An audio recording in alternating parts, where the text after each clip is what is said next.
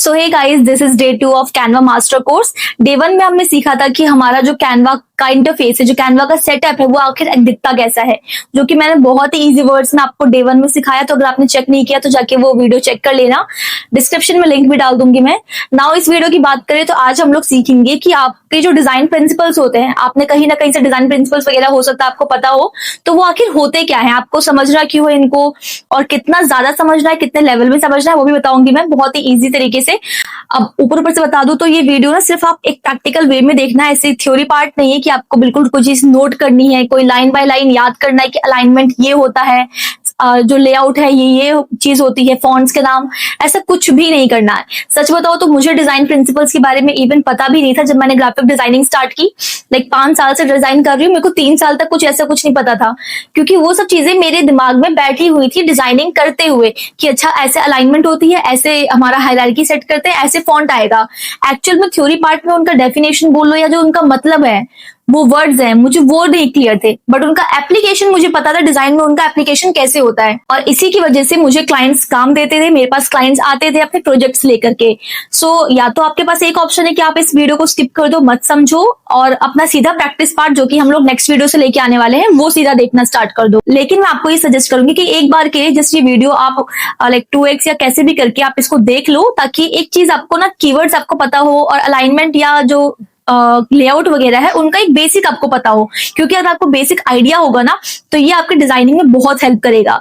जो चीज मैंने 3 साल में प्रैक्टिस करके या अपने एक्सपीरियंस से सीखी है, वो चीज अगर आपको पहले से पता होगी कि हाँ हमें कलर थ्योरी में ये चीज नहीं गलती करनी है, या फिर फॉन्ट हमें कुछ इस तरह के यूज करने होते हैं, या अलाइनमेंट ऐसी होती है, तो आप ऑलरेडी लाइक स्टार्टिंग से ही बहुत अच्छा डिजाइन करने का आप बहुत अच्छा डिजाइन कर सकते हो, आपका इतना ज्यादा टाइम वेस्ट नहीं होगा। इस वीडियो को जस्ट आप एक प्रैक्टिकल पर्पस से लेके चलना, मतलब ऐसे थ्योरी पार्ट नहीं है कि आपको नोट्स बनाने हैं कुछ इस वीडियो का, या फिर कुछ बहुत रटना है या याद करने वाली चीजें कि अच्छा मुझे ये चीज ध्यान रखनी है डिजाइन करते टाइम, या फिर कुछ ऐसा करना है या फिर कुछ ऐसा करना है। कुछ भी नहीं करना, जस्ट आप इस वीडियो को सुन लो और एक बार देख लोगे ना, वही बहुत है कि हाँ अच्छा ठीक है, अलाइनमेंट ये होता है, हायरार्की होता है। मैं बहुत ही सिंपल वर्ड्स में, जैसा भी मतलब जितने आसानी से मैं आपको समझा सकती हूँ ना, मैं वो चीज बता दूंगी। और हो सकता है मैं कहीं पे शायद मैं उतने अच्छे से समझा ना पाऊँ उस चीज को, बट आप ये समझ लो कि प्रैक्टिस के टाइम पे हम लोग जो एप्लीकेशन करेंगे वो बिल्कुल सही तरीके से करेंगे, उससे जो हमारी ग्राफिक्स होंगे बहुत ही परफेक्ट बन के आएंगे। देखो, ग्राफिक डिजाइनिंग में बहुत सारे प्रिंसिपल्स आते हैं, तो हम सबको लेके नहीं बैठेंगे। जो मेजर प्रिंसिपल्स हैं हम सिर्फ उनको डिस्कस करेंगे, जो कि हमारे डिजाइनिंग के टाइम पे मेजरली रोल प्ले करते हैं। वो प्रिंसिपल्स हैं alignment, spacing, typography, contrast, hierarchy and colours. ये मेजर हमारे 6 प्रिंसिपल्स हैं जिनको हम लोग समझेंगे। बहुत ही इजी वर्ड्स में समझाऊंगी, तो लेट्स स्टार्ट। सबसे पहला आता है हमारा अलाइनमेंट। अब अलाइनमेंट होता क्या है, देखो आपने बच्चे जब हम थे तो हम लैपटॉप वगैरह यूज करते थे, जब हम कुछ टाइप करते थे या कुछ भी वैसा कुछ काम करते थे, तो उस टाइम हमें left aligned, right aligned, centre, ये तो कुछ मतलब हमें सुना सुना सब लगता ही था। वही चीज ये यहाँ भी है। सिंपल इसमें करना क्या है, आपके पास एक पोस्टर है, उसमें चीजें कैसे अलाइंड है। जैसे मान लो अगर आपने हेडिंग सेंटर में रखी है, तो उस सेंटर के हिसाब से बाकी जो भी बॉडी कंटेंट है उसका, या फिर जो भी इमेज है, या फिर जो भी एलिमेंट्स है, वो सब चीजें आपने किस तरह से प्लेस की है, वही चीज हमारी अलाइनमेंट कहलाएगी। मतलब कि यहाँ पे आपको पोस्टर के टाइम बनाते टाइम आपको चीजें रैंडमली कुछ भी प्लेस नहीं करनी है कि आपने एक पोस्टर लिया उसमें कोई भी चीज कहीं भी प्लेस है। जैसे मैं कुछ रेफरेंसेस अटैच कर दूंगी, जैसे कि इन आप रेफरेंसेस में देख सकते हो, यहाँ पे अलाइनमेंट बिल्कुल भी फॉलो नहीं किया गया है। यहाँ पे चीजें बहुत ही रैंडमली एंड किसी भी तरह से अलाइन की गई है, कोई राइट अलाइंड या फिर कुछ भी नहीं है। ये चीज हमारी पूरे ओवरऑल पोस्टर पे भी अप्लाई होती है, एंड हमारा सिंपल सिर्फ टेक्स्ट पार्ट में, उसमें ये बहुत मेजरली अप्लाई होता है कि जो अलाइनमेंट है वो प्रॉपरली फॉलो किया गया हो। अगर आपका जो टेक्स्ट है वो आपने राइट से स्टार्ट किया है, तो आपकी बॉडी आप कहीं से भी सेंटर से या फिर लेफ्ट अलाइन लेके मत चलो, वो बहुत ही गंदी लगती है, पूरे पोस्टर के फील को ही बिगाड़ देती है, एक बहुत ही अनप्रोफेशनल पोस्टर लगता है। तो अगर आप चीजें राइट से स्टार्ट की हैं तो आप राइट से ही रखो, सेंटर से है तो चीजें उसी हिसाब से अलाइन करके चलो। तो ये हो गया हमारा अलाइनमेंट। एंड बाकी उसका हमें गलती क्या नहीं करनी, वो सिंपल है कि हमें चीजें उतने ही इजी अच्छे से अलाइन करके चलनी है। ठीक है, now principle number 2 is spacing. अब स्पेसिंग तो बहुत सिंपल सा समझ में आ रहा है कि आपको चीजों के बीच में प्रॉपर स्पेसिंग रख के चलनी है। ओवरऑल पोस्टर में बहुत सारी चीजें होती हैं, टेक्स्ट होता है, इन्फोग्राफिक्स एलिमेंट्स होते हैं हमारे, और मेन इमेज होता है, पता नहीं क्या क्या होता है उसके अंदर। तो उनके बीच की जो स्पेसिंग है वो बहुत ही इंपॉर्टेंट रोल प्ले करती है। अगर आपने इस स्पेसिंग को नहीं समझ पाए ना, तो आप समझ लो आपकी पूरी पूरी डिजाइन अच्छी होते हुए भी वो बेकार लगेगी। एंड अगर आपको स्पेसिंग के बारे में पता नहीं, तो आप खुद भी गलती भी नहीं निकाल पाओगे कि आपने डिजाइन में गलती क्या की है जिसकी वजह से डिजाइन बहुत ही गंदी लग रही है। तो स्पेसिंग के कुछ गंदे से ऑप्शंस मैं आपको दिखाती हूँ। तो ये कुछ ऑप्शंस हैं जिसमें आप देख सकते हो कि जिसमें स्पेसिंग बिल्कुल भी फॉलो नहीं की गई है, चीजें रैंडमली कहीं पर भी अलाइंड है एंड कहीं पे भी कुछ भी प्लेसमेंट की गई है। वो चीज आपको अवॉइड करनी है कि जितना हो सके आप बिल्कुल भी ऐसे कचड़ा ना करें। उसके अंदर डिजाइन के अंदर टेक्स्ट रखा है तो मेन हेडिंग और बॉडी के बीच में स्पेसिंग प्रॉपर रहे। ये स्पेसिंग का ना जो कॉन्सेप्ट है, थोड़ा सा जितना ज्यादा प्रैक्टिस करोगे ना, वो आपको धीरे धीरे समझ में आएगी। एक बार में नहीं आएगी कि हाँ बिल्कुल पहली बार में आपने जो डिजाइन बनाया उसमें सब कुछ आपने परफेक्टली प्लेस कर दिया हो। तो it will take time, but आप ध्यान रखना स्पेसिंग एक मेजर कंसर्न है आपके डिजाइनिंग में। अब जितना ज्यादा आपको इसकी नॉलेज होगी, आप उतनी ही कम मिस्टेक करेंगे इसके अंदर। Now coming to principal number 3, typography. Typography का सिंपल सा मतलब है जो भी हम लोग इसमें टेक्स्ट यूज करते हैं, जितना भी आपका टेक्स्ट यूज होता है वो सब टाइपोग्राफी के अंदर आता है। अब इसमें हमारे फॉन्ट्स भी आ गए। अब देखो आप जो भी टाइप करते हैं, इसमें जो भी डिजाइन में जो भी मेन हेडिंग है, बॉडी है, फिर नीचे कॉन्टेक्ट डिटेल्स या फिर जो भी चीज आप डाल रहे हैं, उनका एक अलग ही तरीका होता है आपका जो टाइपोग्राफी फॉन्ट्स को यूज करने का या उनका साइज का। टाइपोग्राफी में साइज एंड फॉन्ट बहुत मैटर करती है कि आपने जो आपका हेडिंग है उसका आपने साइज क्या रखा है एंड कैसा फॉन्ट यूज किया है कि उसी पे ध्यान जाए। तो मतलब टाइपोग्राफी में ना देखो सबसे बड़ी जो गलती करते हैं, जो बिगनर्स गलती करते हैं, दैट इज कि वो ना 5 से 6 बहुत सारे फॉन्ट्स यूज कर लेते हैं डिजाइन को अच्छा बनाने के चक्कर में, और होता क्या है वो डिजाइन उतना ही कचड़ा हो जाता है।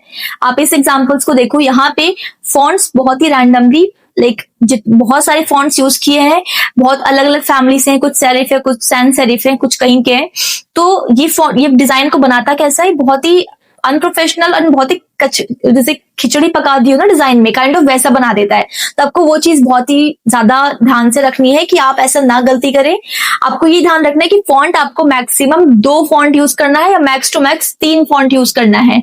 अगर आपने कोई चीज हेडिंग में रखी है तो उसके लिए कुछ आपने बोल्ड फॉन्ट यूज किया हुआ है। बॉडी जो कि आपका मान लो आपने कोई मेन सपोर्टिंग कुछ लाइन लिखी हुई है किसी एलिमेंट के रिगार्डिंग, आपने जो पोस्टर बनाया है पिज्जा के ऊपर बनाया, तो पिज्जा के ऊपर कुछ चीजें लिखनी है आपको। जो मेन हेडिंग है वो तो आपने बड़ा सा लिख दिया, बड़े और ब्राइट फॉन्ट कलर्स में कि ध्यान उस पे जाए।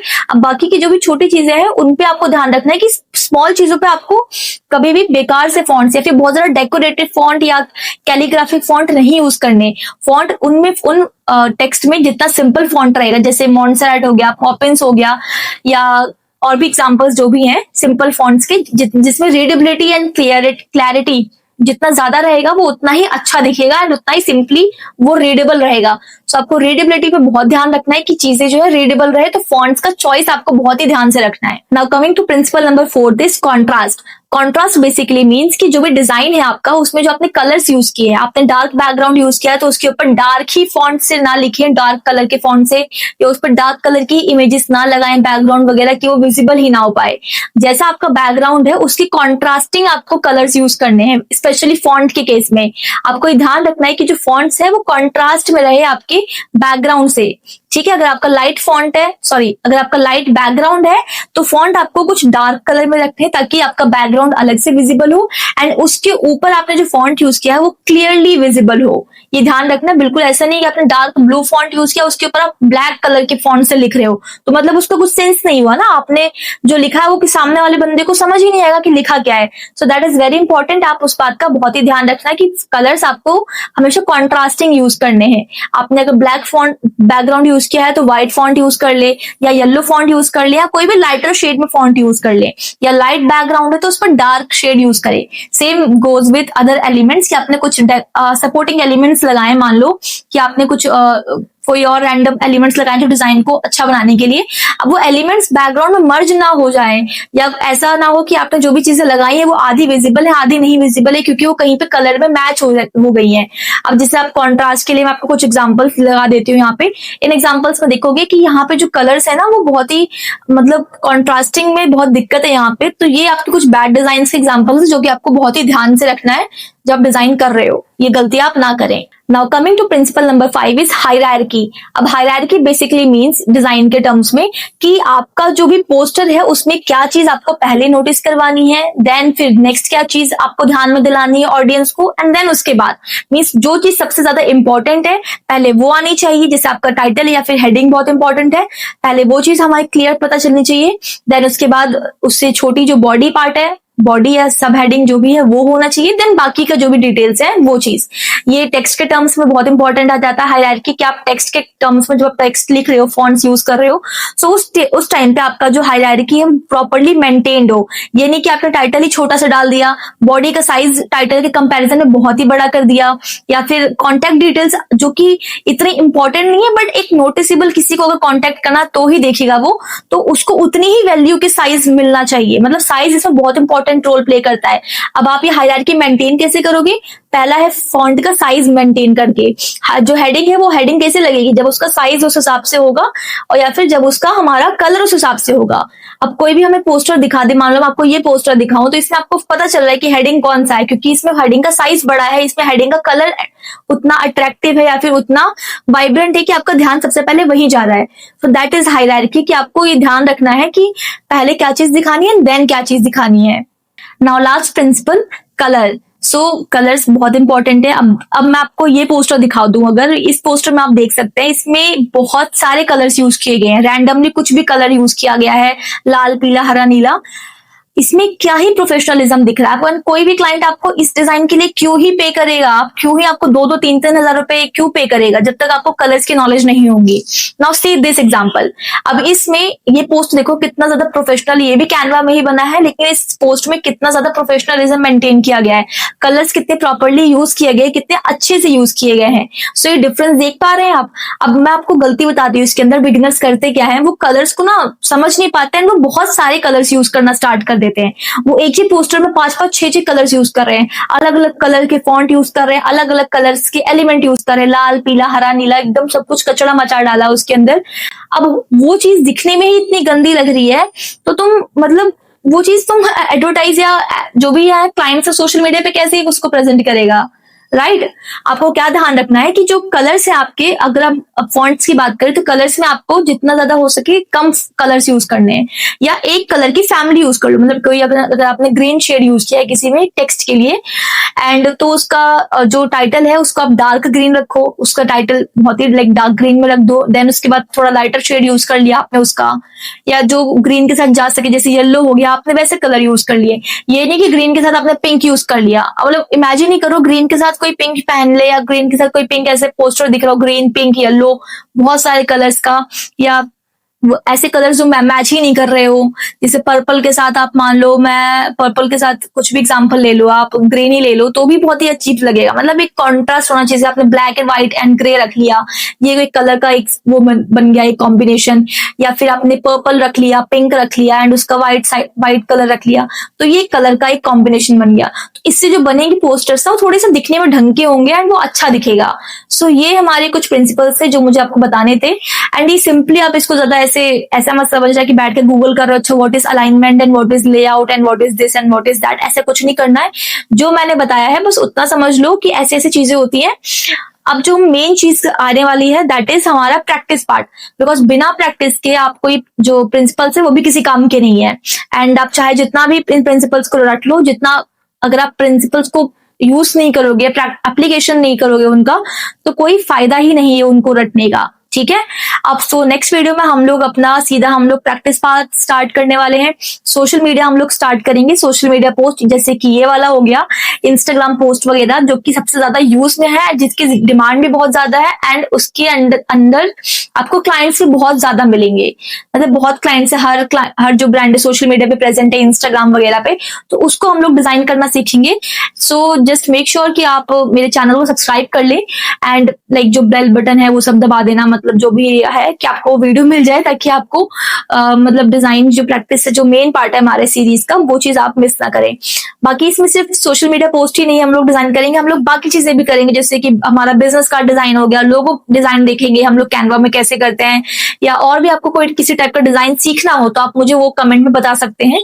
या इस टॉपिक से अलग कुछ आपको डाउट हो फ्रीलांसिंग में या कंटेंट क्रिएशन में या फिर क्लाइंट्स वाले पार्ट में, तो वो सब आप मुझे जस्ट कैप्शन वो सब जस्ट आप मुझे कमेंट्स में बता दो, एंड उसके ऊपर अगर मैं आपको रिप्लाई कर पाऊंगी या उसके ऊपर डायरेक्टली कोई वीडियो बना सकूंगी ताकि आपकी हेल्प हो सके, तो मैं जरूर करूंगी। सो मिलते हैं अपने नेक्स्ट वीडियो में। Till then bye bye.